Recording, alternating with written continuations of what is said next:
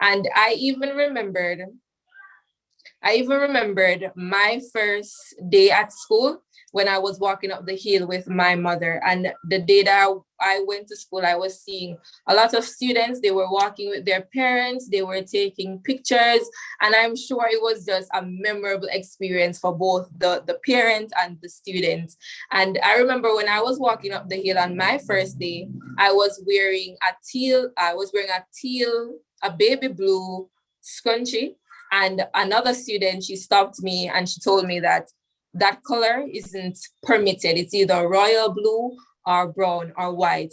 And that is how we have our ladies operating on campus. So the rules are enforced, as well as they learn certain experiences that they cannot learn online. It's simply put that in order to do something, especially something practical, you need to be hands-on with the experience. And if we don't have our ladies on campus having that hands-on experience, it is going to be very hard when not only when they have their external exams, but when they have to go out into the working world, or when they have to leave school to go somewhere else to do something practical. So another issue that we have is that it is very hard to teach certain subjects online. Essentially, if your daughter is a student who does sciences, it might be difficult for her to learn those science subjects online. Mathematics is one of the subjects that we are getting a lot of complaints about because it is also taught online. And because it is taught online, it is very hard for ladies to grasp the concept. And we know that math is a subject that a lot of students struggle with.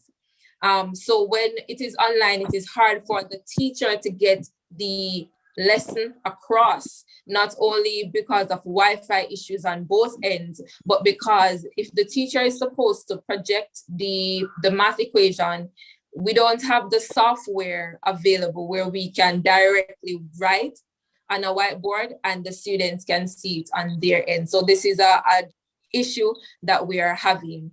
In addition to this, we have certain subjects such as bio, physics, and chemistry. We have subjects such as IT, where I'm sure the ladies would want to be in person in the labs and learning. When they came to school the other day and we were doing the tour and we showed them the biology lab, they were very fascinated because we have a lot of specimens in the biolab. So we have things such as bones, we have a skeleton and the fetus, and the ladies were very excited to see those, but at the same time they know that it would only be a one-time experience, because as soon as the orientation is finished, then they would have to go back home where it is online, and they won't be able to see all the nice things in the labs. In addition to that, it is very hard for the teachers to get certain lessons across. For example, if they are showing the students how a certain technology works in IT, or how a plant would germinate, the students can only see what the teacher is doing.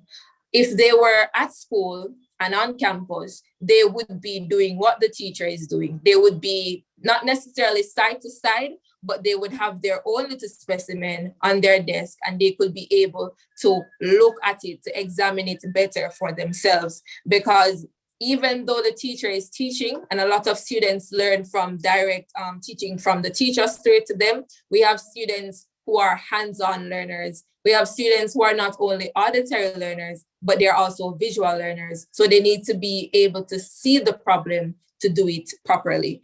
And that is some of the issues that we're having. Wow, the last issue that I would like to touch on, sorry, Mr. Hatton, I know that I'm going go ahead. I over thought my you were 5 rounding minutes. up. Go ahead. But I'm rounding up now. The last issue that I would like to touch on is not only the physical damages that it does to our bodies, because of course, looking at the screen for so long can damage our eyes. And I'm assuming that's why we have the eye specialist on for one of our speakers. But before online class, I didn't need glasses. But now I have to wear blue lights because the light, not just the lighting from the ring light, but the light from the screen and from constantly looking at what the teacher is doing, it can damage our eyes. So that is one. We also need to think about, and this is the last thing before I wrap up, the mental health of our ladies, which is why even though we are online, we try to do a lot of activities to help them cope with their mental health. So for grade 9, I know that they have a nighttime talk where they talk to the guidance counselors, but we also do not know that sometimes our very own children are suffering silently mentally, and they don't know how to reach out to you or how to reach out to the counselors and interact with them. And one of the main reasons why they are experiencing like depression and the mental health that they are going through is because they are unable to interact with others. And studies have shown that human interaction, no matter how small it is very important. Even if it is just for a person to tell you good morning and you go along your way, it is important. So with the ladies online and they're unable to interact with a human because they are interacting with the screen, it is hard for them. And even though after class they can text each other or text a teacher, it is still hard. And so these are the problems that we are seeing right now, currently at our school. And it is online, it is happening online. And this is why we want schools to be reopened. And I know that a lot of parents, wrapping up now, Mr. Hutton, I know that a lot of parents they're adamant on not sending their students and their children, and they are worried. It is quite understandable for a parent to be worried about their children, because if the parents were not worried, then that would be very concerning. And so we understand the cries of the parents and the worries of the parents, but we as a school, we have put in place certain COVID-19 measures that we instill on a daily basis. So if you have visited the school, you know that we have our wash stations. The moment you enter the school compound, you are being watched basically. So you have to get your temperature done. You have to wash your hands, and we have sanitizers. We have about 3 sanitizers on every block, so that the children are able to sanitize consistently. We also have COVID-19 monitors who are there to tell the ladies if they are sitting too close. And of course, Mount Alvernia has a wide environment. It is a huge compound, so we are able to do social distancing. That is all from me, Mr. Hutton. Thank you so much, Soraya. You've been quite comprehensive, and I don't know how to actually top that. I mean, we could just basically wrap up the meeting right now, if you ask me. But nonetheless, you've touched on several important points. She highlighted several of the mitigating factors as a student that they would be confronted with in light of this whole COVID dispensation. She has even given strategies that work for her. All right, so quite comprehensive once again. As we move on to another member of our panel, I just want to look back at something that was mentioned earlier by Mrs. Smith. She spoke about vaccination and the fact that vaccines have been around for some time. We, in our recollection, we can talk about the effects of poliomyelitis and the implications having not had vaccine for that. I recall in a sensitization session we had on Sunday, a gentleman was sharing and in his discourse, he was so profound. And so the members of the health team really wanted to find out what is it that makes him so impressed about vaccines and wanting to have even the booster shots as soon as they come out. And he was able to say that he was guilty of being ignorant at the time when he was back in school and should have received this vaccine for polio. And so he did get polio.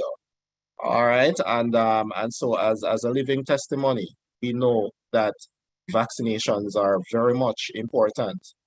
All right. And so I will now go to Dr. Chambers.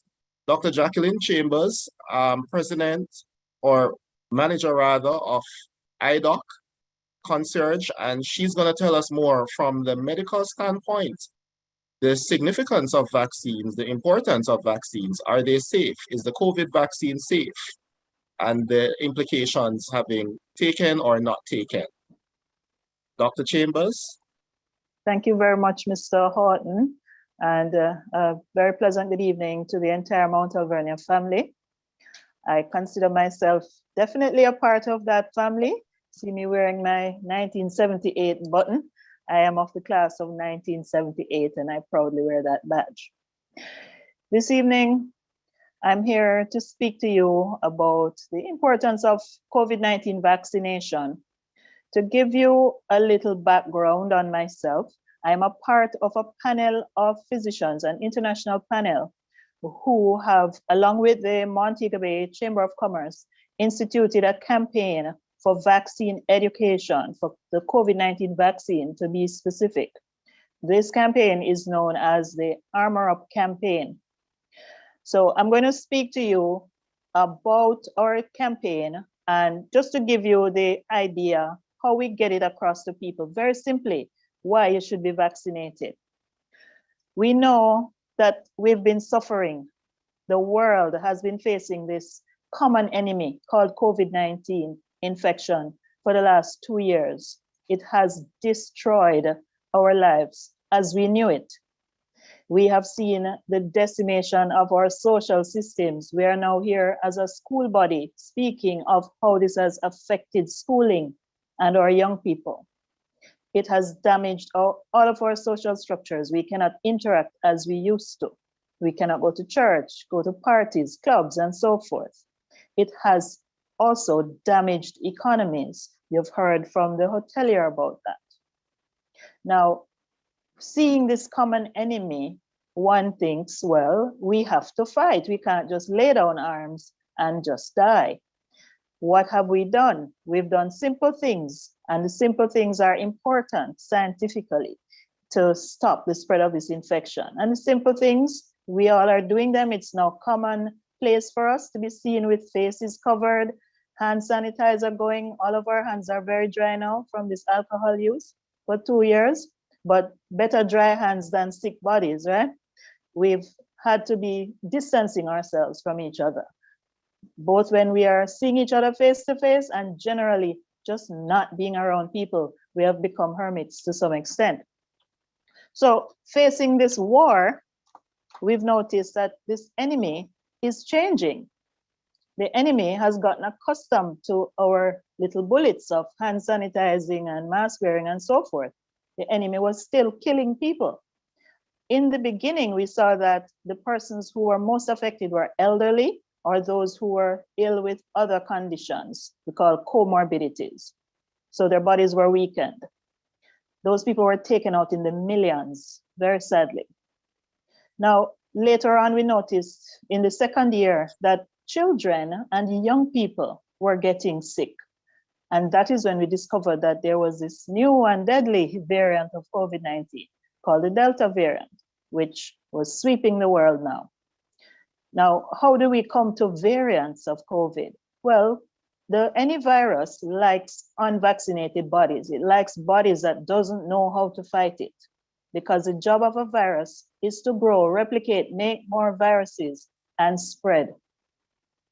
Now, having seen this Delta and what it has done, all over the world, scientists, governments, everybody was collaborating to get some vaccines out quickly. People wonder, how is it that we could get the vaccines out so quickly? Oh, they must not be safe. Well, from 2008, we have seen coronaviruses in different parts of the world causing severe infection. So a coronavirus causing a severe disease is not new to scientists. We know this. If you cast back your mind, some of the parents who might be aware, there's such a thing as SARS that we saw. Even here in Jamaica, there were some cases, severe acute respiratory syndrome. It was mainly in Asia, so we'd see it on the news and it seems like it's nothing, but it came here and we had cases. Even in the Middle East, there's a Middle East respiratory virus. It is also a coronavirus. So SARS is the first COVID virus, and we're now facing SARS-CoV-2. So this is the second one. So we already knew this virus, the type, the family, and so people were working on making vaccines. The problem with medical innovation is that it takes money, lots of it. And because it wasn't a problem, this SARS wasn't a problem generally around the world, the monies in the Western world for medical research was not being put into it so much. So it was kind of shelved. However, with the onset of the pandemic and now the entire world being affected by this, people had to cooperate. Governments pumped billions into these research centers. Companies who never used to come together before now joined. Their scientists came together to put their research together, to advance and to come quicker to an end result, all for the greater good. We need to armor up. We need another layer of protection from this COVID-19 enemy. So we saw in 2020, September, where the first vaccines started to come out and to be used with good effect. The numbers, the positivity numbers around the world in the first world countries who could afford these vaccines at first, we started to see them going down. The hospital systems, which were being damaged and under real siege by very ill people and unable to manage, kind of gradually came back. We saw even here in Jamaica, our own hospital system was bursting at the seams, almost to the point, and perhaps some would argue that it did collapse because we could not care for our people. We had, most hospitals were seeing over 100% capacity of very sick people. Most of them were COVID patients. And the level of technology that was needed to deal with those patients, sometimes we did not have it.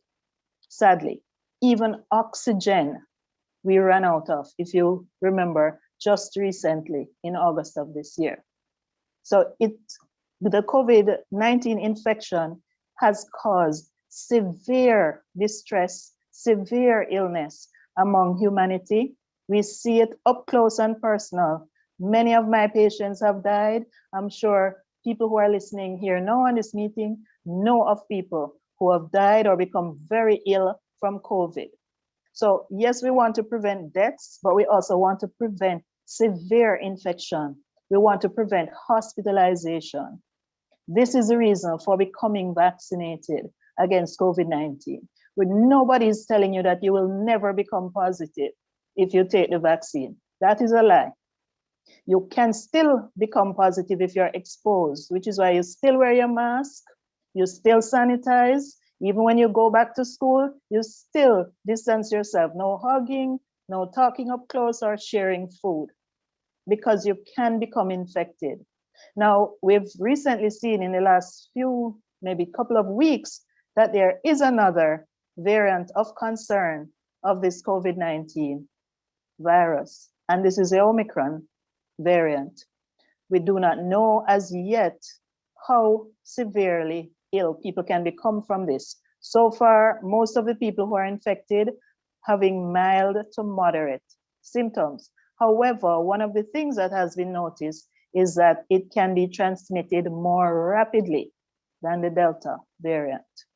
This has certain implications, because if it can go quicker into unvaccinated bodies, then it has a chance to really make people very sick.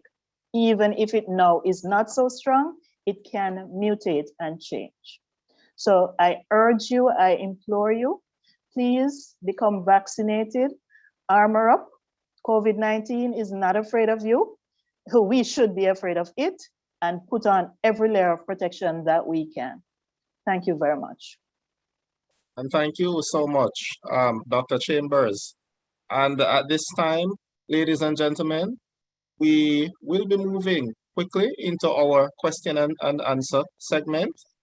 But before I do that, I will just quickly outline to you that at this point in time, as you would imagine, we have been discussing the significance, the importance of vaccination, and how that will impact the phased reopening of school come January. And so I know a number of parents, especially they would like to know what are the requirements that we are speaking about. And the main requirement, which has been highlighted so far, and you would have heard from Mr. Riley, Senior Education Officer, is that our school needs to reach that 65% target. We have been doing our surveys. We have been going through the process of gathering that data internally.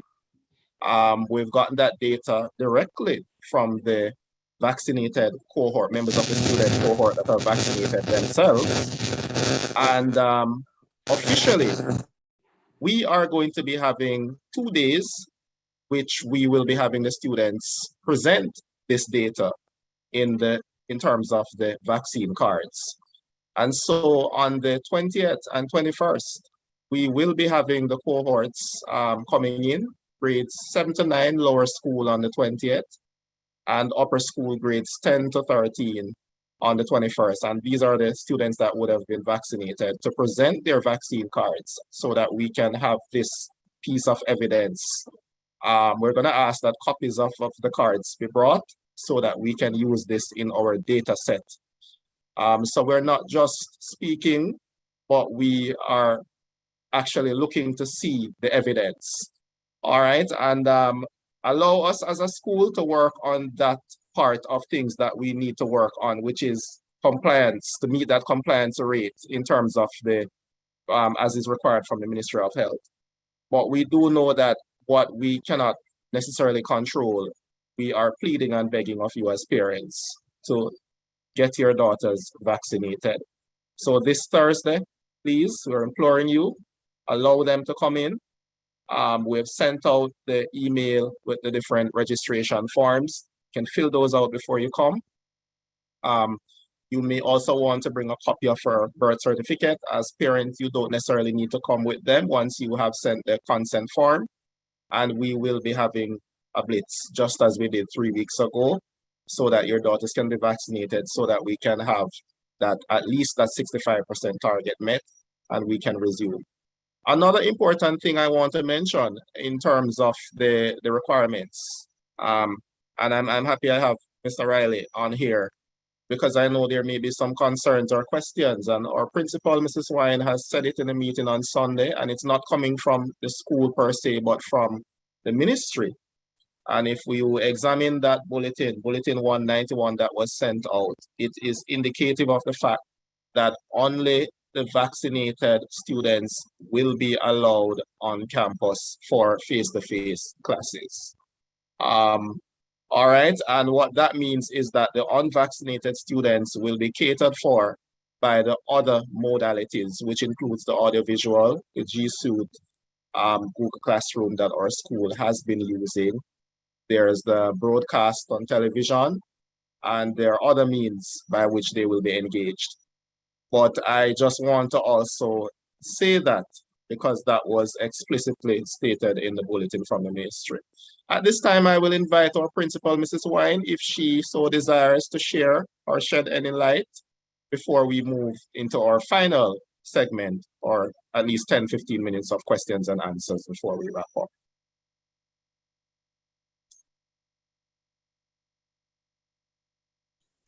Hi, good evening, everyone. I suspect you had asked whether or not I needed to speak, Mr. Horton. Yes, madam, that is quite right. I'm enjoying. I'm enjoying my parents.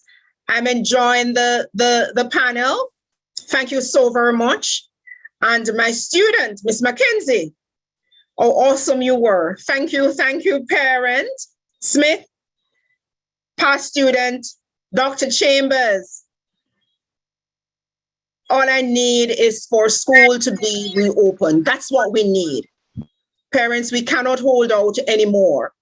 We're all scared, and the students are scared too. But what is even more frightening is, as Mrs. Smith said, on that very morning or afternoon when the minister shall speak and Mount Alvernia High School will not be among those schools for reopening in January, it won't be nice. Parents, you need to understand, we're at 50% vaccinated rate, and we cannot reopen with that. It has got to be 65% or above. Now, whether grade 11 cohort is 65% and the rest of the school isn't, it means that we would have some mathematician, Otti, you will explain better. We'll have some deficiencies, and therefore we cannot open just for grade 11 face-to-face. It has to be a mark of 65% and above. Am I getting that right, Mr. Riley? So it is up to us to do the rest. Thank you, Mr. Horton. Thank you so much, Madam, for having shared. And at this time, we will now open the floor for questions. And we are extremely happy that we have our team of panelists from different sectors to respond. We're going to ask that you raise your hand. My assistant moderator, Mr. Otti, will also assist in terms of identifying the order. And I see Sasha. Sasha's hand is up. You may go ahead with your question. Good night. Actually, what I'm saying basically is, can you guys update my email? Since school have been open, I've not received any email. I've called multiple times to have it updated. So most things I know either through a friend or someone, but not from the school. So can I get that updated, please? Not a problem at all, Sasha. Can I ask you to actually send an email to our school email, and we'll be sure to respond to you in regards to that. Can you type it in the chat? All right, so I'll have Mr. Otti put that email in the chat for us in the interim, and I'll move directly next to Mrs. Onyx Bowen. Good afternoon, Mr. Horton, ladies and gentlemen. Well, you have already answered my first question about the proof of vaccine, because my daughter was vaccinated, but not at school. So I wanted to know how I could prove that, but you have already answered that. My second and final question, if school is to reopen in January, how soon will we as parents know if the children will be coming every day or some days? How soon will we know that? Because if they're not coming to school every day, therefore means that we would have to make arrangements for them while they're not at school physically. So I just would love to know that. Thank you. Okay, thank you for that question, Mrs. Bowen. You're absolutely correct. And in fact, a part of this sensitization meeting and stakeholders session is really to arrive at an understanding where all of us are of the understanding that we will resume at a particular date should we meet all that is required of us. And so we are actually looking at the ministry's date, which is the 3rd of January. And so we will be sending out subsequent communications prior to that date so that parents can be prepared. So rest assured that during the break or before the break, definitely, you will be hearing from us in terms of the logistics, should we meet the requirements for reopening. Thank you very much. And I would really love my daughter to come out to face-to-face school. Absolutely. All right, so we're moving right along now to, is it Miss Kay Thompson, who is next? Hi, good night, everyone. I came on a bit late, so I don't know if this was answered already or spoken about. Is it mandatory for the teachers and staff to be vaccinated before they come back to school? Well, I think I will pass that question on to Mr. Riley. All right, thank you very much. When we speak of mandatory, we have to be very careful, you see.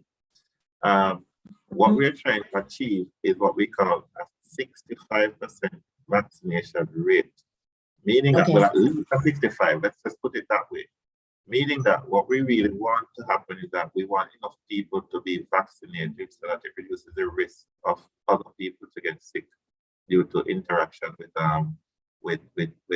other individuals. The reality is, and I have to be very clear about this, is that we are pushing for everyone to get vaccinated. We want everyone to get vaccinated because we want everybody to remain healthy and strong and be able to perform all the functions, whether it be to learn or to teach or to do the other activities that will require you to have school going and functioning properly. Now, to say mandatory, we have to work with now what the government of the land says, right? Mhm. And to this point, we have not received any indication that it is mandatory for anyone, really, to be vaccinated. But in a situation like this, it makes sense now that when we're in such a close or such a close fitting environment with so many individuals that may be also vulnerable, we encourage at best everyone to become vaccinated. All right. All right, Mr. Riley. But quick question, because I heard in the meeting where it was said that if the child is not vaccinated, they would not be permitted to attend school. I was thinking in the lines that it would be the same for staff members and teachers who are not vaccinated, because they're going to have the vax and the unvax mixed together. Put it this way. I'm sorry, I'm not seeing it. Is it K? Yeah, K. We can go ahead. All right. Put it this way, Ms. Thompson. We would rather we have all our students vaccinated. Right. And what we're saying to Mount Alvernia High and to all the schools is that to have attained at least a 65% will allow you to reopen. Okay? Oh, okay. Now, until further directives are given, then that will indicate now who comes and who stays to do online learning. But for now, the encouragement to everyone is to try to get the child vaccinated so that the child can freely interact, the child can freely attend when school is up for face-to-face instruction. And as such, all the learning modalities or all the learning styles for that child or all the children that we have attending the school can be facilitated. So we have situations which they get to become tactile, they get to do their practicals and so on. They get to basically interact, they get to socialize, they get to have a more wholesome experience of school, the one that we are used to. And now that we have delved into technology, the one now that is blended and offer them an even greater option now to become their best. Okay, understood. All right, thank you, you. Mr. Riley, for your response there. And just to also remind the parents that there will be the audiovisual modalities, as was indicated in the bulletin for unvaccinated students, if we do get to that point. But right now, the aim, as you said, is for all of us to be vaccinated. I will now move to Miss Dionette Jackson. Ms. Jackson, you may go ahead with your question.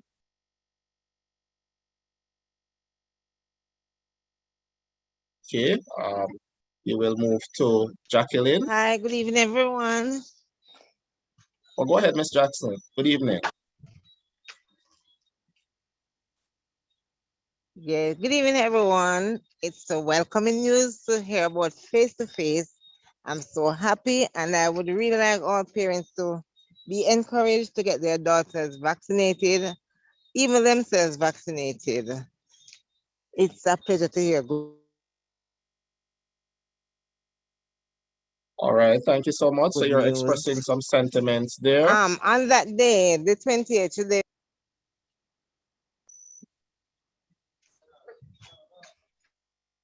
Or you seem to be in and out.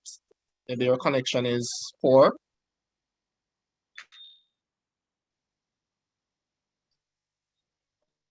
All right, so while we wait for Miss Jackson to get her connection back up, we'll move to Jacqueline, whose hand is also raised.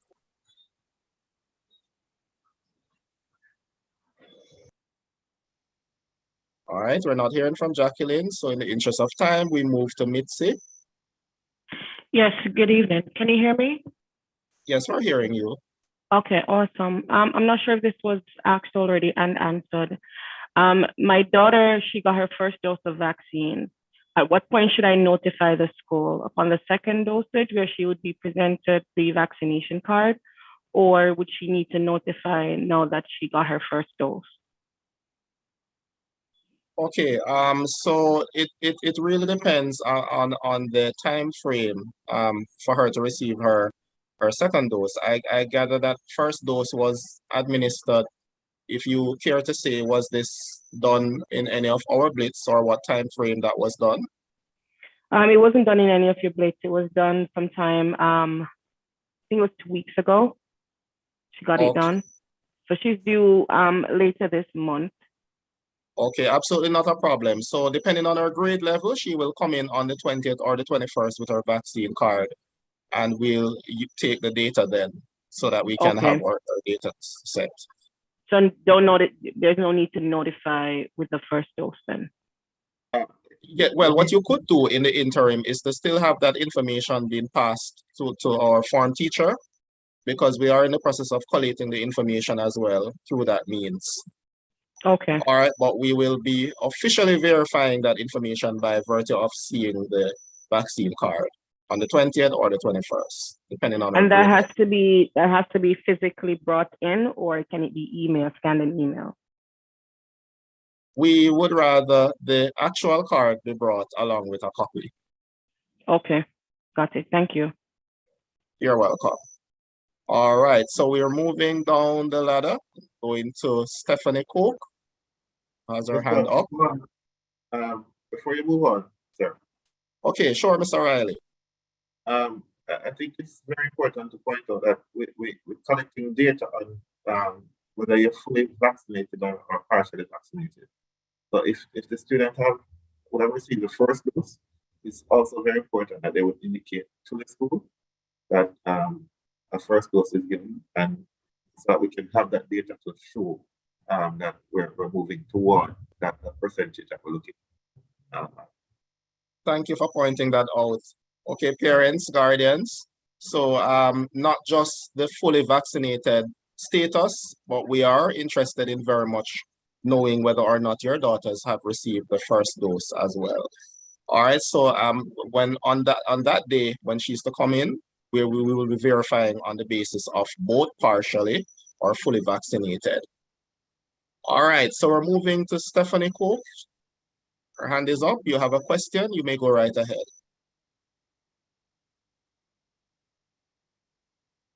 Good evening, everyone. My question is, my daughter is 11 years old. She will be allowed in school. Okay, Yes, Mr. Horton, because it's yes, she will be allowed in school if we get to that to reopening face to face, because the vaccine is not yet offered at that age. So yes, she would be accepted automatically. All right, thank you, Mrs. Wine, for responding to that question. And so we move to Mr. Conrad Spencer. Hi, good evening, everyone. Good evening, sir. You may go right ahead with your question.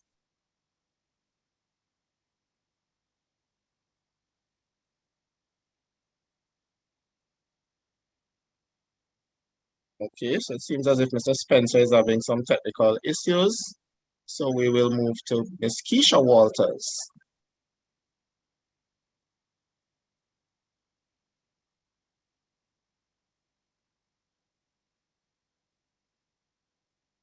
Okay, so are you guys hearing me clearly? Yes, we're hearing you.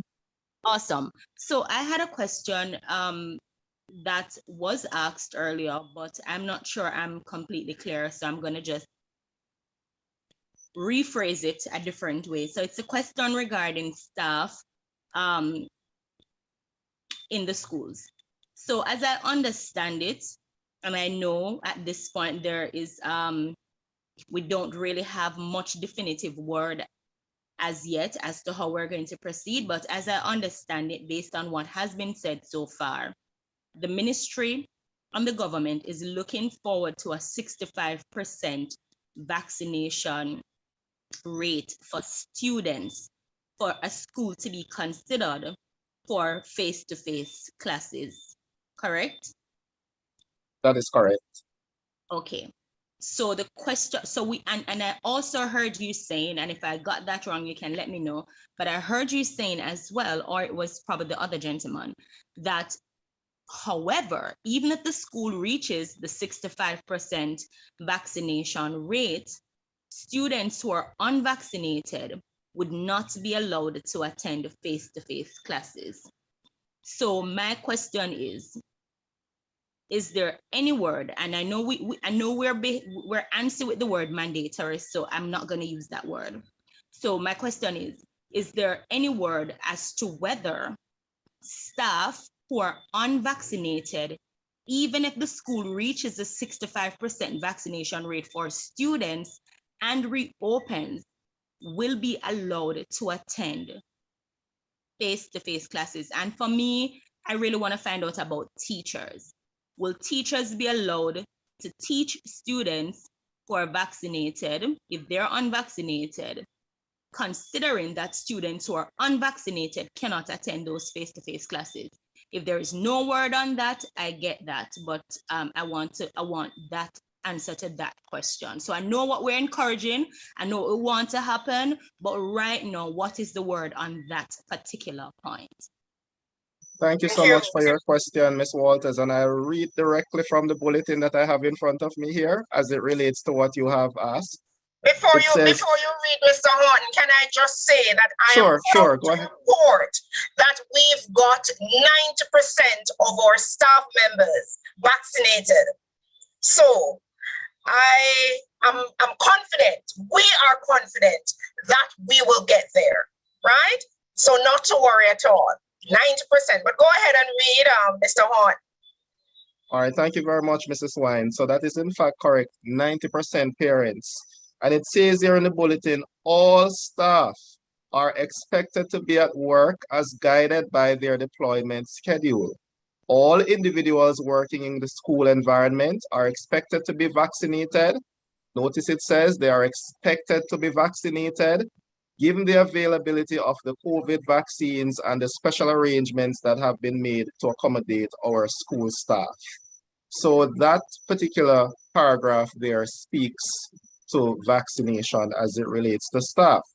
Therefore, those who work in the school environment are expected to be present for work once the students are scheduled to be in the physical environment for classes and as guided by the staff deployment schedule.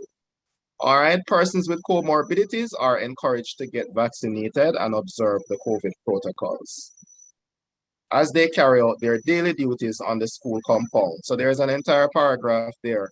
And so we don't think that anything is in black and white, but there could be shades of gray in between. But we await further directive. We will not preempt any instruction. We operate based off what is there in the bulletin, and we await any further directives from the ministry. I hope that was helpful. Yes, it was helpful. What it tells me though is that the government is definitive that they won't allow students if they're not vaccinated, but we will try to persuade teachers to be vaccinated. And I know that has to do with unions and all of that. We understand the politics. That's fine. But thank you. All right. Ms. Walters?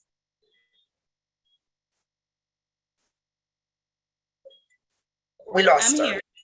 No, she's still there. Okay, what grade is your daughter?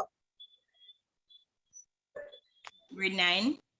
Okay, and I'm sure she's already vaccinated. I'm not sure why. I'm not sure why. I mean, you can go ahead with the point. I don't think that. No, there's no point. I'm just saying, you would not want your daughter to show for school vaccinated, being taught by unvaccinated. You want to be, that's not that, because.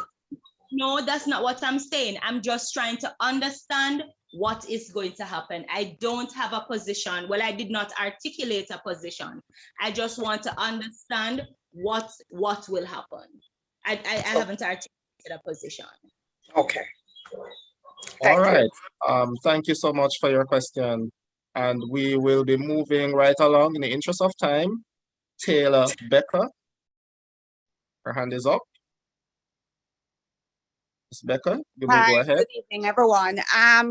I do understand what Ms. Walters is saying, and on that point, I would like to know what level of preparations, because is being made by not only the school, but also the Ministry of Education. I think you have a representative here, it's Mr. Riley. I think it's important if you are going to preempt parents to mobilize and do what ministry is asking. Is there going to be a shift system? Is there going to be a week on, week off? I mean, if you are mobilizing, I'm sure there should be a plan in place. Well, certainly, Ms. Becker, sorry to interject there, but I see where you're going. And the bulletin does in fact speaks to large school, and I believe Mount Alvernia School Community would be considered a large school. And so we would have to put logistics in place to ensure that the students are not all there at the same time. I'm quite sure that you right, because if you're going to have 63%, and then in addition to that, I haven't heard ministry and a representative from the ministry come out to speak about what sort of medical assistance, because I know for a fact that even though there's an that it's being encouraged that students be vaccinated. The vaccination we actually don't prevent. It gives your body a fighting chance, but it doesn't prevent any child from getting the COVID. And because Mount Alvernia is a large school, I think what is important is also for this information to be shared moving forward. How is the school is going to protect the children, whether vaccinated or unvaccinated? I do find it interesting, though, that for many years, the Jamaican school system is based on, is being guided by the British system. But the British right now are not vaccinating any of their children under age 15. And there's a lot of things that are not guaranteed with the vaccine. What are the side effects that the vaccine may have on our children? My family is vaccinated, but just like Miss Walters, it's such a strange time for everybody. And our children are the future. And really and truly, there's not enough information being provided, neither by ministry or neither by the health organization of this country, because we're relying on other countries and Jamaica is not doing their research. And if I'm going to put my child in a situation where she's going to be in a large group, I want to know if staff is going to be fully vaccinated, and by what time is it expected that 100% of the staff is going to be vaccinated? Because if I decided to move forward and send my child in come January of next year, I don't want my child to be exposed. And this is, I don't know, it's really surprising that the government of Jamaica would put, is it 119? Is that the I don't know what you call it, the bulletin that was released that children who are unvaccinated will not be allowed face-to-face? That was shared last Sunday. All right. So that would be bulletin 191 that you may be referring to. 191, yes.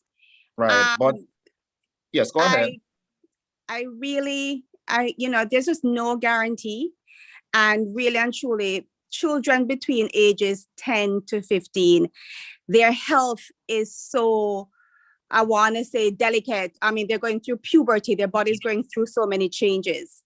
And I think that the older children, based on the research, that they should be vaccinated based on what the CDC is saying. But the FDA, on the other hand, is saying that it's only for emergency. And I don't know if enough people or the government or the Ministry of Education have looked into that. All right, thank you, Ms. Becker. And I mean, in the interest of time, you've touched on a number of issues there. And so we are cognizant of the time of the evening that we're at. But I must say to you that school will do its part in terms of being compliant, health compliant, in terms of adhering to the protocols. So it's not just about vaccination, but we also have to establish those protocols and maintain them. And we actually do have students of the grades 11 to 13 cohort present, and we have been maintaining those protocols. So we understand the anxiety and the fear, but the reality really, Ms. Becker, is that we really want our students back in school. And I'm not a medical doctor, so I will go to Mrs. Dr. Chambers. Oh, I think Mr. Riley has a question. Go ahead, sir. Mr. I'd love to point out though, that for Ms. Becker's understanding that the ministry has in fact been in collaboration with the Ministry of Education, that is in collaboration with the Ministry of Health. We've had many consultations. We've had sessions with school nurses, you know.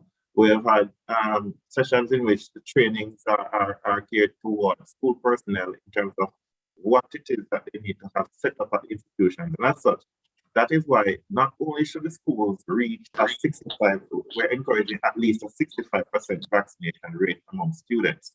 But we also say that the schools will be inspected and will be given clearance through the Ministry of Health, having inspected the schools and checking the COVID-19 preventative measures compliance. And they would have given a compliance report to say that the school is indeed understanding the protocols, and they have indeed putting systems in place to mitigate against the possibility of anything happening at the school to spread infection. So there. Okay, duly noted, Mr. Riley. Thank you for that. Yes. All right, and then also Ms. Becker pointed out there are some insecurities there in terms of vaccination and the age group of persons and the side effects, possible side effects involved. And so I'd like I'd like Dr. Chambers to expound on that a bit as to the safety of the vaccine. Thank you, Mr. Horton. Yes, I understand that parents will have concern, and with any new medical technology or treatment, we must be aware that there is what we consider to be a risk versus benefit that is considered. So in this case, we have the COVID vaccine, which is a Pfizer being given to the adolescents. The risk that has been observed is, or the side effects as we would see in symptomatology and signs after having the vaccine, they are not severe and are reversible. And I will tell you a couple of them that are obvious and people might have recognized that, or it might have occurred with their daughter. The first one is outside of the usual stinging at the site and so on, pain at the vaccine site, and symptoms of the COVID infection itself, such as slight fever and muscle aches.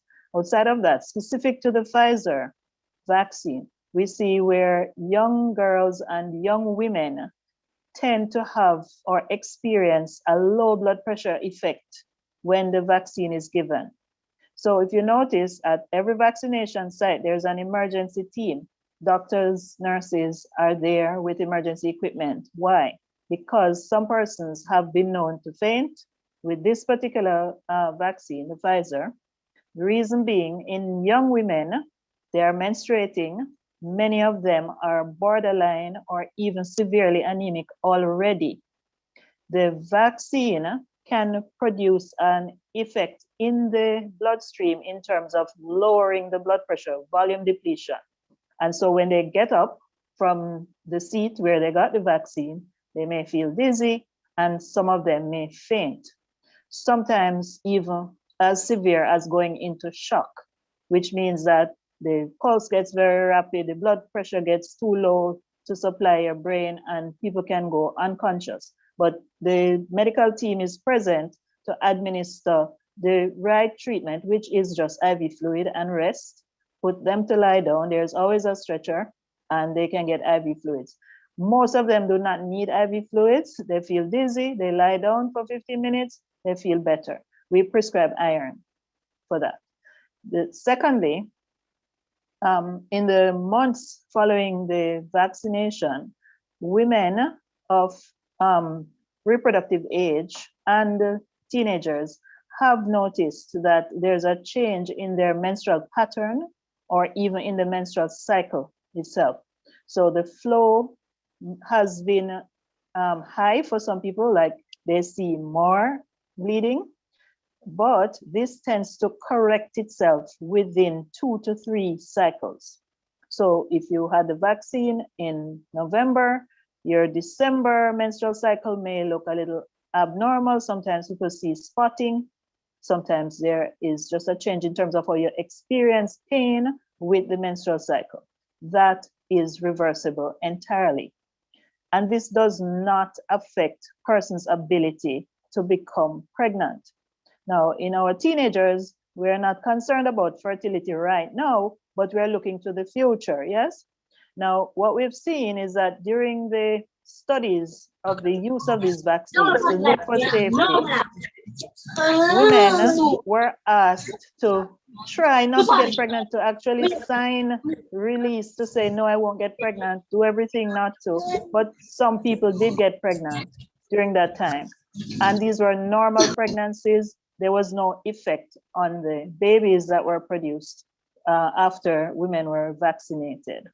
So whereas nobody has the information to tell you that 50 years from now there won't be an impact, we know that for right now, we have not seen any changes in persons' fertility, and there is no way that a vaccine can affect our DNA. I know that there's this misinformation going around that somehow our DNA is being manipulated. It is impossible physically so to do by the vaccine. It does not reach your DNA. The DNA is well protected in the nucleus of the cell, and the vaccine acts at the cytoplasm, the outside part of the cell. Thank you. I hope that clears up. Thank you. Thank you so much, Doc. You're most welcome. It's well appreciated. That was all right. So in the interest of time, we're moving right along. Thanks again, Doc, for that presentation. And we'll be moving to Kaveen. She's on. Go ahead with your question or concern. All right, we're not hearing from Kaveen, so we'll move to O'Neill Carr.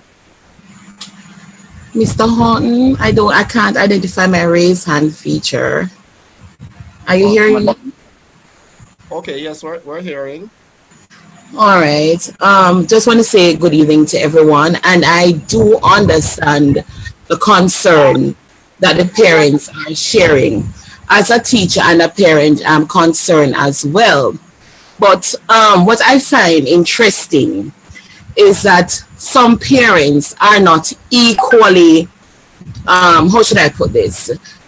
The concern that they have about their child coming to school, where we're going to have over 65% of the staff or students vaccinated. Some of us as parents, we're the same one that we allow our children to go out and socialize with family and friends.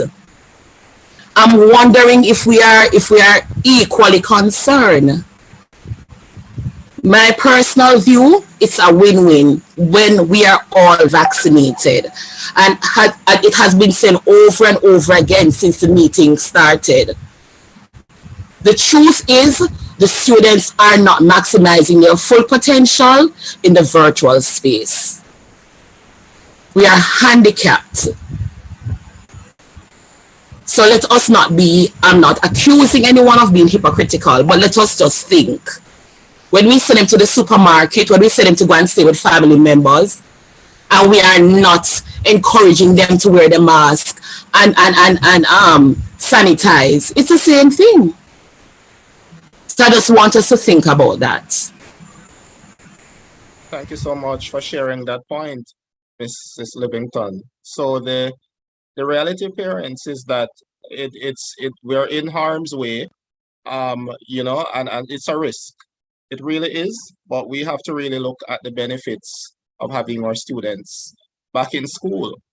And I'm sure that we are able to say that the vaccination does allow for this benefit to be achieved in terms of the rate at which you would have noticed persons who would have died from this dreadful disease. That it would have been seemed that more persons who would have been unvaccinated. The evidence is there, the data is there to show who would have suffered severely. All right, so we'll move right along to Tracy Ann. Tracy Ann, if you're there. You had said Mr. Carr earlier on. Oh, I'm sorry, Mr. Carr, you may go ahead. All right, good night, everyone. Good night. My question from being a government worker myself has to do with, do we have systems in place to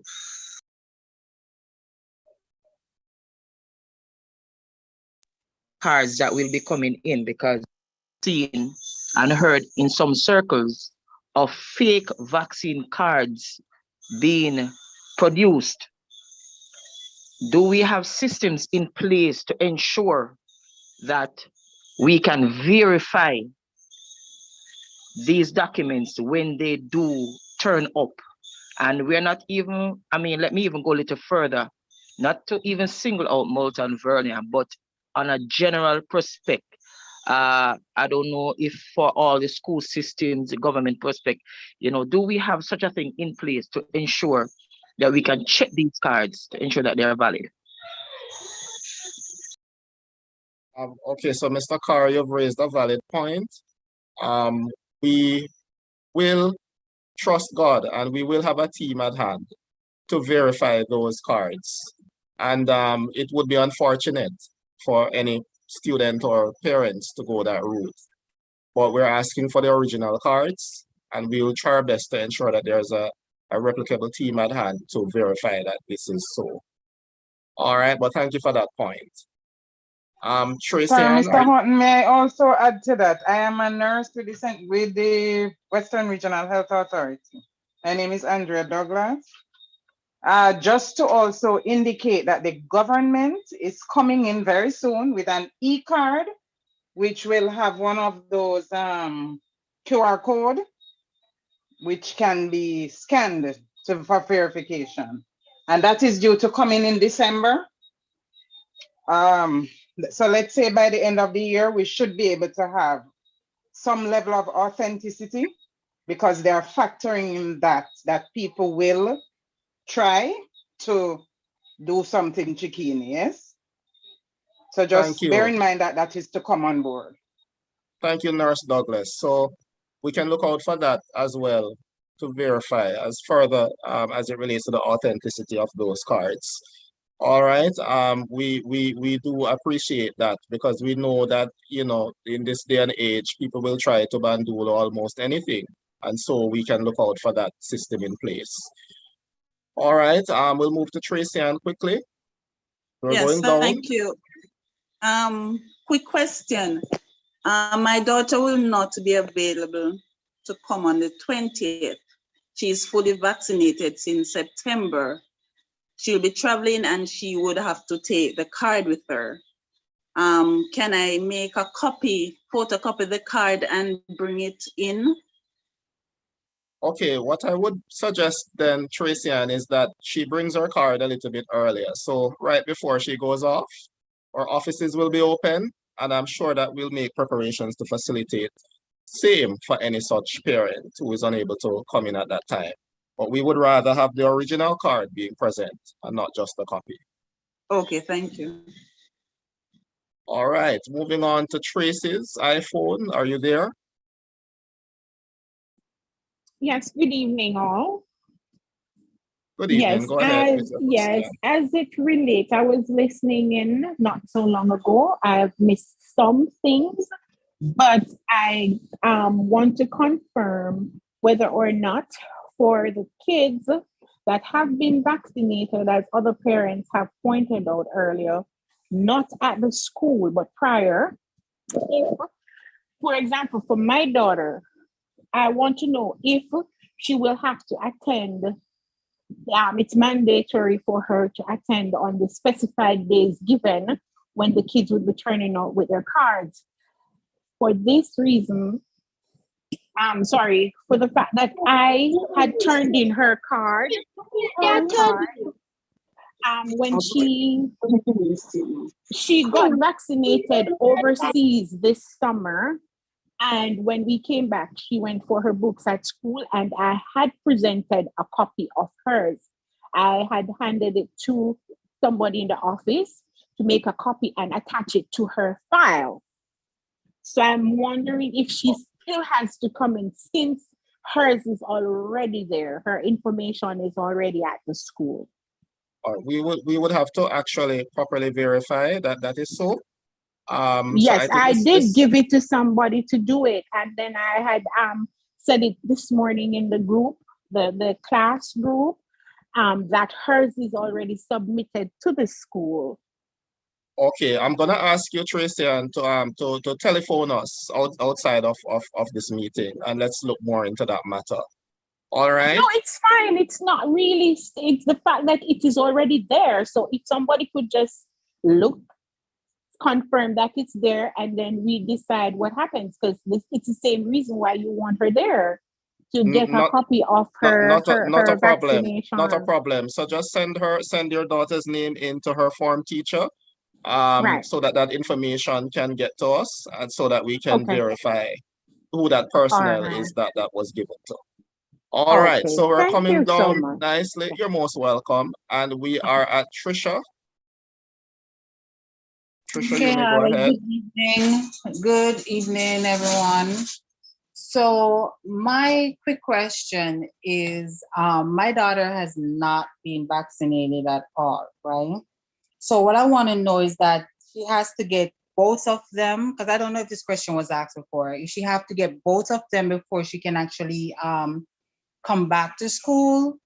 Also, will there be enough time for us to know exactly what is what? Well, when I say that, meaning that my daughter, to be honest with you, I haven't made any uniform since grade 7. So I'm gonna have to make uniform for her. But I need to know first if she have to get both Okay, I suspect some of us, Trisha, maybe like yourself, maybe has joined late, but as was mentioned before, we need to arrive at a 65% target. And that's not necessarily, the data that we're tracking is not necessarily those that are fully, but also those that are partially vaccinated. All right, and that's one of the reasons why we're actually collecting this information on the 20th and the 21st, so that we can be able to sit down and plan wisely, so that we can be able to advise you ahead of time. All right, just one more quick question though. I heard the doctor was mentioning what happened to some of the kids when they do take the vaccine. However, if my child should say she's gonna come to one of those sites, can they actually like take her blood pressure first, because she's known to have low blood pressure? For what reason? I don't know, but like test her first to know exactly what's happening. If you understand what I'm saying. Okay, this seems like a question for Doc, but I think I can safely go ahead and say yes. Yes, We will have the definitely. medical practitioners on site who will be able to carry out these requisite checks. I All would right, so suggest though that if the parent is present, just indicate to the nurse or doctor on site the issue that you have just raised, so that the blood pressure can be monitored. Okay, thank you. You're welcome. all right, so the answer to that question is an absolute yes. And so we're moving right along to Carissa Perry. Good evening, everyone. My quick question is, knowing that we'll be 65% and over and ready for January 3rd, will our students need their devices at school? Because, you know, some of us have been working with varying devices, and the level of preparation that would need for that area. All right, so that's a good question. The fact that your daughter would have been at school would indicate that she would be present for face-to-face classes. And therefore, I am not seeing where there would be a need for that. However, if it is the case otherwise, then we would not have expected her to be present if it is otherwise. All right, but once she has met the requirement in terms of being vaccinated and will be coming in for face-to-face school, then I don't see a need for her to be having her device with her at school. So basically, you're saying that we are throwing out some of the things that we've learned from this pandemic and going straight back to all the old ways. No. Not at all. Because being at school, I gather that your question is as it relates to the form of engagement. And given that, I figured there would be face-to-face, but I'm saying, I mean, they did testing online and all of those things. So that's why I'm asking, would they be required to have their devices for those kind of things, not necessarily being taught in the classroom, but I would. Well, it's a subject-specific related concern, really. So, I mean, depending on the subject matter, a teacher could, in fact, make a decision as to whether he or she wants to have the students partake in activities that will require them having those resources. But be mindful of the fact that we also do have resources available for audiovisual learning at school. So it really depends on the subject in that regard. I really could not be mindful of the fact my daughter has been in Mount Alvernia, and last week was the first time that she was on campus. So I am, I'd call it a new parent, if you get what I'm saying. So I don't know all the resources that are available. That is why I'm asking, because I would not want us to go back to where we're coming from, because we have lost, but we have gained a lot through this pandemic. And I believe that with the advancements that we have made, we should continue with it, if you get what I'm saying. I do agree with you. And whatever the decision is, it would have been communicated to you way ahead of time. All right, so you don't have to worry about that, Miss Perry. You will be informed. No, Fred, we won't be worried. We just need to be aware so that we can plan, because not all of us can go outside and pick the money off the tree. All right? And we are mindful of that as well. All right, so thank you for your concern. And we're moving right along, coming down nicely to Diane Humphrey. Or Diane. Good night, everyone. Hello? Yes, we're hearing you, Ms. Humphrey. Go ahead. Okay, my question is, when the students coming in on the 20th, with the 28th is for grade 7, right? 7 and 8 grade. That's 7 to 9 will be on the 20th. Right. Should they be wearing uniform? I think at this point I can say the emphasis really is on getting that data set. Okay. And so I don't think that will be a requirement. Okay, and I noticed somebody post in the chat about making a copy. So she should bring the original plus a photocopy. That is correct. That is correct. Okay, thank you very much. You're welcome. All right, moving down to Tamika Brown Thomas, and we're rounding up as we mentioned parents. So we're taking these last 3 questions. Good evening. Go ahead. I received confirmation that I could also take along my daughter's sibling on Thursday to do the vaccination. My question is, the email that I received with the form, should I also fill out the form for her sibling? Yes, absolutely. Absolutely. Okay. So even though I'm taking both of them, I still need to bring the forms, because I'll be there personally. It's a form per candidate, per person. I think she's making reference to the other document, the consent form. Yes. Okay, the consent form, it's per parent really. So if you want to go ahead and have both child's name, it's your child just the same on that form. Yes. Yes, you may. So you could use one consent form in that regard. And Okay. also it was requested by the health team that you also have a photocopy of your ID to go along with that letter. All right, no problem. So you want me to photocopy their ID as well? I can't make the copies that working, and that's what I need to know. So I come with everything. The aim of the students. Hold on, Mr. Horn, let me assist. Mother, Sure. if you're coming with your children, you don't need to do the consent form. Take your ID and your daughter's birth cert. That's Okay. enough. Okay, I'm coming with them, so I don't need the forms then. No, you don't need the No. consent form. There's another document that is required by the Ministry of Health that you will need to complete.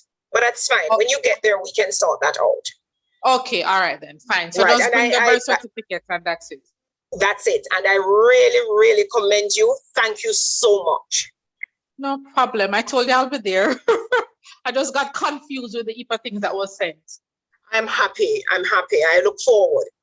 All right. I need to be at work by 12, so I'm going to try to come at 8 a.m. with both of them.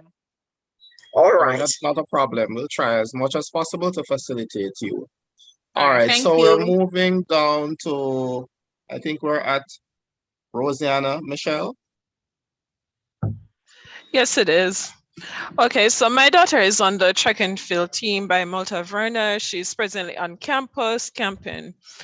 However, I gave her the vaccination card because I was told that she will be doing the blitz on Thursday. But I already filled out her form because on her first vaccination date, I was there with her as a parent, representing her. And now I'm understanding that I will need to fill out another form for her to take the second dosage. That is correct, Mother. Right. The registration is actually for each dose parent. So yes, you'll be required to complete that form again. Okay, so will the form be via the email where I can actually affix my signature from my email automatically, like, you know? No, Miss Mitchell. PDF? No, Okay. it has to be original. But what you can do is speak with Coach Henry for further guidance. Okay. All right. All right. Thank you. All right. And I believe that is it from our hands. And No, I actually have a question for you, if you don't mind. For okay, go ahead. For the card, can I bring it in on behalf of the student, or the student has to be present to show the card? No. You can bring it in on their behalf. We just need the original card along with a copy. Another question. So is the vaccination blitz? I know I'm probably rather late. The vaccination blitz is open to parents if the child has already been vaccinated. If the child has already been vaccinated, if it's open Right. to If the vaccination blitz is open to parents. yes, absolutely. Parents are welcome, of course. All right, and siblings. So you mentioned a registration form, so I just need to bring my ID, and once I Your get ID there, and the your form ID would and be your filled out. your TRN. Your ID Okay. and your TRN. And that's on Thursday, you mentioned? That's Thursday of this week. Okay. All right, thank you. That's it. All right. So Mr. Horton, I actually had my hand up. I have a question. I'm not sure if I missed it because I had some technical challenges. You're saying school will be face-to-face in January, and that will only be for kids who are vaccinated? It depends. It really depends on us meeting one of the primary requirements, which is one of the reasons why we're having this meeting. We need to be at a 65% target of vaccination, and that's for the entire school. All right. Okay, so let me ask you a question. A friend of mine has a daughter that goes to Alvi, and the child actually contracted COVID, but they had lost their sense of taste.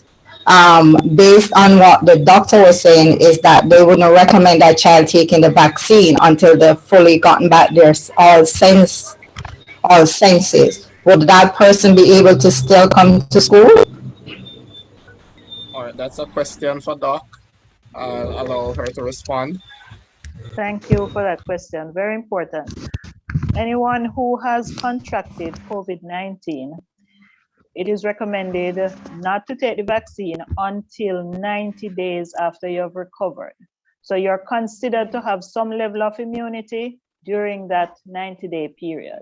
So if your daughter is in that group, having had COVID and it's still within the 90 days, we cannot expect that she would present a vaccination card during that time.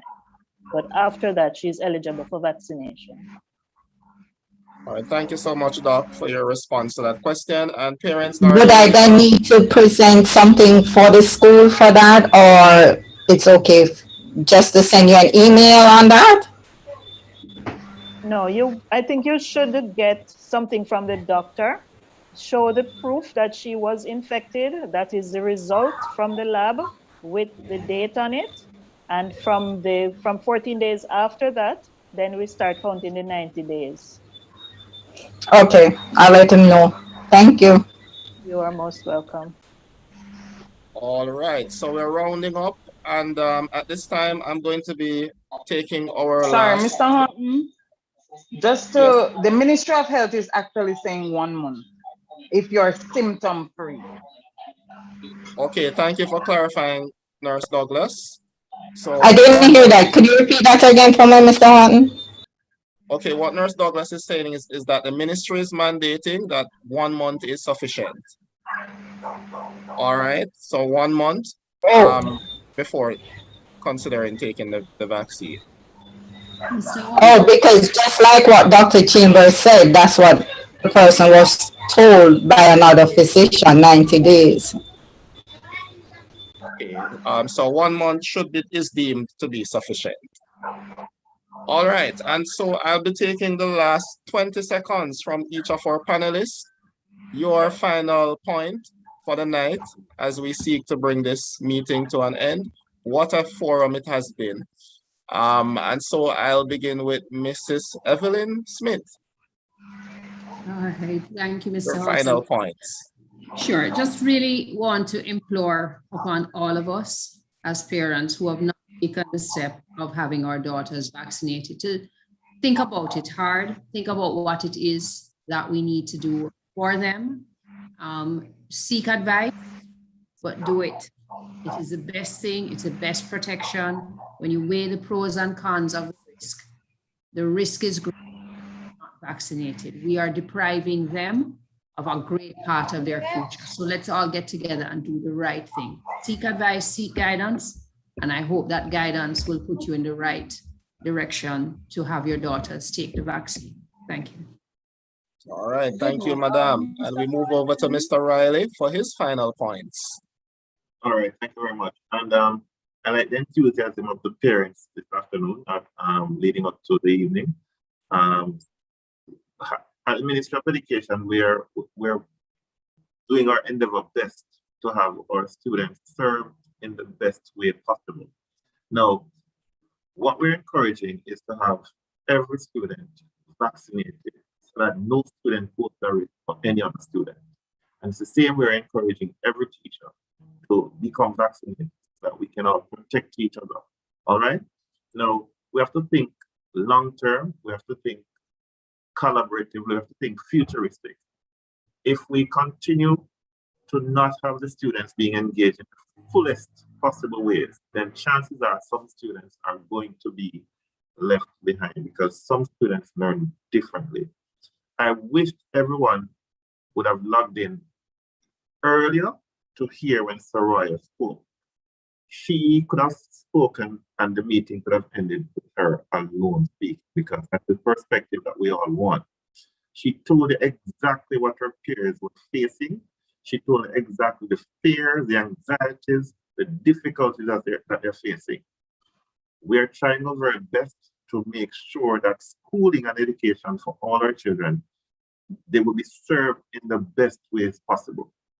Now, Mount Vernon has done a tremendous job in getting everything in place for students to be served the ways that we want them to be served.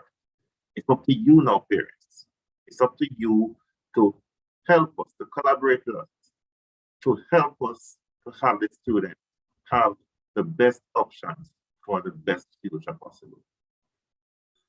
Help them to come to school and to learn in all the capacities and in all the ways that they need to learn. Because some children need to have that direct contact in order for them to grasp the concepts. Okay? Thank you very much. All right, thank you, sir. And Soroya, I'm not sure if she's still on. I know she has exams preparing for, but if she is in fact on, I'll take her final 20 seconds. Good night, Mr. Horton. I have raised my hand for a while and I haven't been addressed it. All right. Probably you joined us a bit late, Miss Ansel. We were actually in the process of wrapping up. But the fact that you have indicated, I'll allow you to go ahead. Good night again. I would like to know what would happen to the students who are unvaccinated and will not be taking the vaccine. What would happen to their level of education? All right, Miss Ansel. So as was mentioned before, there will be the other modalities available for those students. And the other modalities, as you know, includes online learning, broadcasting information over the airwaves and other means. All right. But at this point in time, we are closing off. Excuse me. Yes, go ahead, Mrs. Reid. Good evening. I was in the meeting and just missed out for a second. Coming back into the room, I'm overheard that you were saying, we have gotten, both me and my daughter have gotten our first dose, due to come back Thursday coming. Should we bring along the same documents to sign up back? Yes, absolutely. It's a different registration required. It's a different dose. All right. So you'll have to complete those forms again. And those forms will be made available at the venue when you come in. Thank you, sir.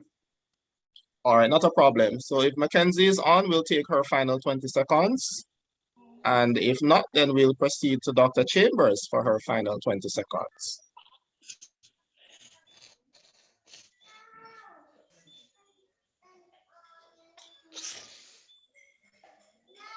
Thank you very much, Mr. Horton. I want to commend the Mount Alvernia family, the teachers, the parents, and the student leaders for being such excellent advocates for health, for the health of your entire school. We are in a very difficult time with this pandemic. We have to keep abreast of information that is rapidly changing, and you have all done an excellent job. I hear the advocacy of the parents, their interest and their knowledge level is very high. I commend you. And I thank you very much for having had me this evening. It is a pleasure always to be involved in an activity that benefits my school. Very pleasant evening to everyone here. I thank you again. I must underscore that and agree with you wholeheartedly, that we're all in this together in the fight against this dreadful disease. And I will now move over to my co-moderator, Mr. Otti, if he's still on, for your final 20 seconds, sir. Yes, Sir Horton, I am still here and doing lots of commenting in the chat and so forth. Okay. In closing, Thursday, December 9th is our next VAX. I'm expecting to see as many parents and children out to take use of this opportunity. When we do this, parents, we are winning on both fronts. Front number one, we are enamoring our children to be more resilient against the virus, health-wise. Secondly, we are winning on front of education. We are preparing our children to come back into face-to-face mode where we know that is a better way of doing education. And there are other fronts that we are winning on.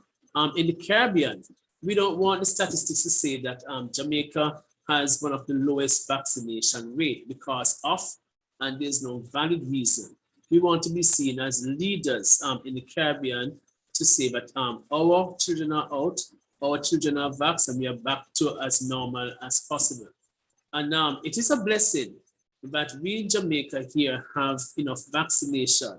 There are many places around the world that don't have the vaccination and would love to have these doses. So use it while we have it, because it's the best shot we at making the best at this virus that is here to deprive us of so many things. But with our spirit of resilience and using knowledge, not just speculation, and cautiously looking at what you're doing, we can win on all fronts. Thank you so much, and I'm glad for the enthusiasm and discussion that we had tonight. Mr. Hall. All right, so at this time, I just want to use the opportunity to thank everyone that was able to come onto this call. I thank you, parents and guardians, or able panelists. Such an excellent presentation we received from each. I know there is a lot of anxiety, parents, but I end by imploring, by urging you, let us do the right thing.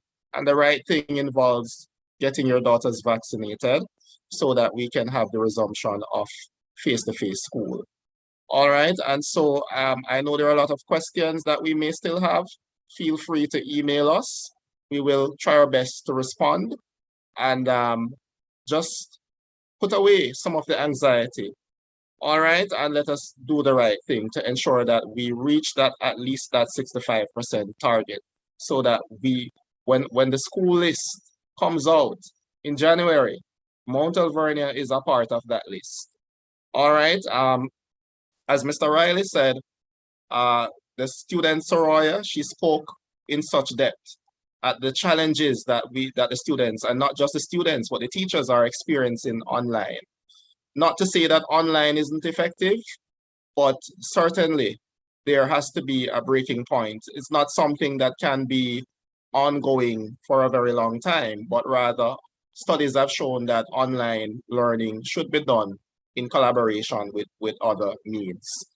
All right, and so I thank everyone who has been a part of this panel, who has been a part of this discussion, our principal, Mrs. Wine, and all staff members who are also present. And you do have yourselves a wonderful evening. Take care. Bye, sure.